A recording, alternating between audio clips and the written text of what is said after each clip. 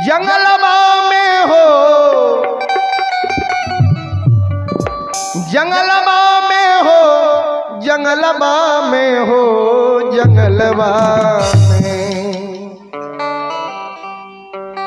भोले दानी हो के बैठे जंगलवा में, भोले दानी हो के बैठे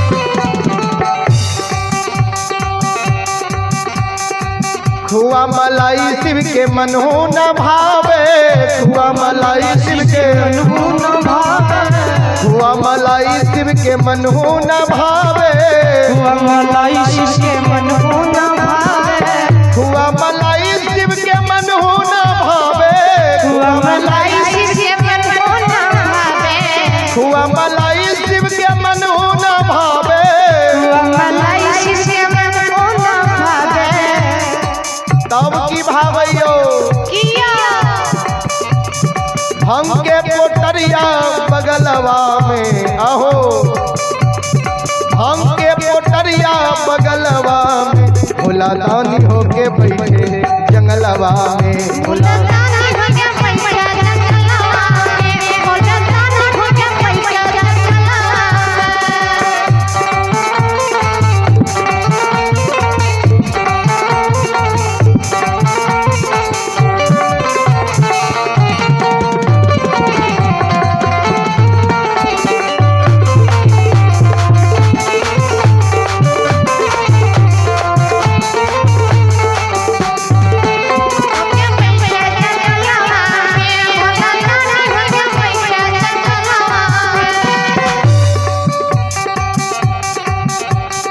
साला दो साला शिव के मन हो न भावे, साला दो साला शिव के मन हो न भावे, साला दो साला शिव के मन हो न भावे, साला दो साला शिव के मन हो न भावे, साला दो साला शिव के मन हो न भावे, साला दो साला शिव के मन हो न भावे, साला दो साला शिव के मन हो न भावे, साला दो साला शिव के मन हो न भावे।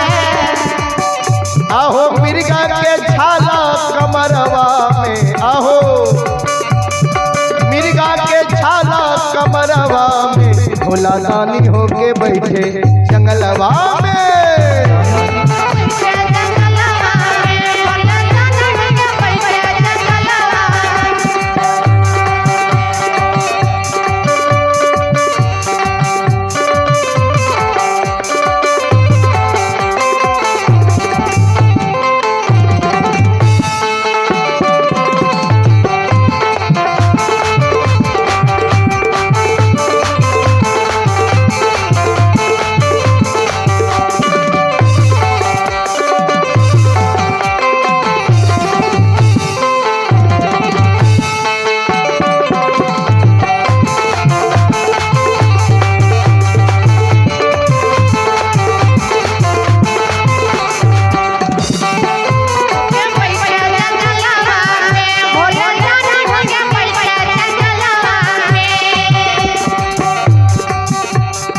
महल अटारी शिव के मन हो न भावे, महल अटारी शिव के मन हो न भावे, महल अटारी शिव के मन हो न भावे, महल अटारी शिव के मन हो न भावे, महल अटारी शिव के मन हो न भावे, महल अटारी शिव के मन हो न भावे।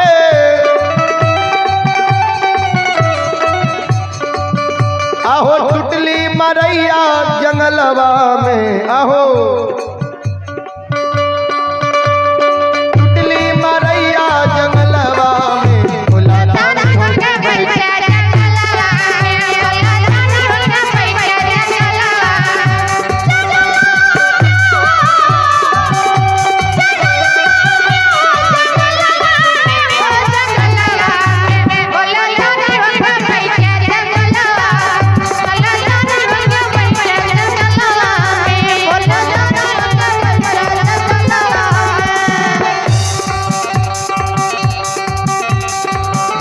हारमोनियम शिव के मन हो न भावे, ढोलक हारमोनियम शिव के मन हो न भावे, ढोलक हारमोनियम शिव के मन हो न भावे, ढोलक हारमोनियम शिव के मन हो न भावे, ढोलक हारमोनियम शिव के मन हो न भावे, ढोलक हारमोनियम शिव के मन हो न भावे, ढोलक हारमोनियम शिव के मन हो न भावे, ढोलक हारमोनियम शिव के मन हो न भावे, घोड़ा के डमरुआ त्रिशूलवा में, ओ भोला के डमरुआ त्रिशूलवा में, आहो भोला के डमरुआ त्रिशूलवा में, भोला दानी होके बैठे जंगलवा में,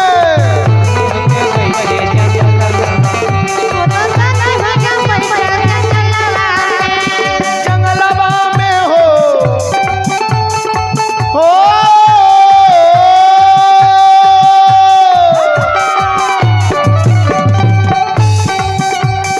जंगलवा में हो, जंगलवा में हो, जंगलवा में भोला दानी होके बैठे जंगलवा में,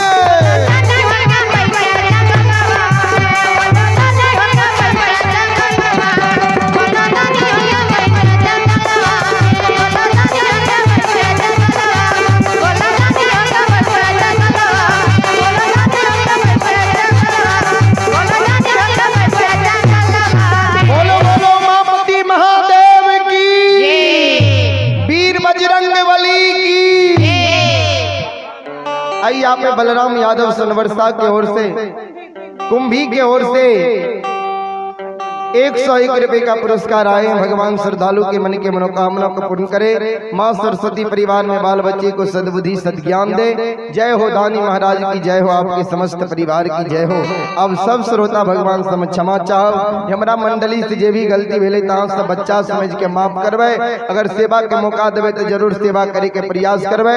अभी यहाँ सब सुने रहिए न्यू माँ भगवती धर्म गाथा भगत मंडली गायक पंकज पंजियार, ग्राम पंचायत बिलवारा, प्रखंड सिमरी बख्तियारपुर, जिला सहरसा। जे नन्हा मुन्ना कलाकार के स्वर महोत्सव स्वर संगम स्टूडियो यूट्यूब चैनल के माध्यम से ऑडियो वीडियो भगत मोबाइल में देखे एवं सुने है। और Pankaj Panjiyar official YouTube channel और पंकज पंजियार सहरसा फेसबुक पेज पर ऑडियो वीडियो भगत सुने एवं देखे है। हमरा मंडली से जे भी गलती भेले तहाँ से बच्चा समझ के माफ करवे। अहिना सब आशीर्वाद दियो, अहिना सबके चरण के हम सेवा करते रहो।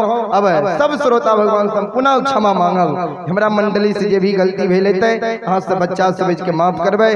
बोलो बोलो सच्चे दरबार की जय हो।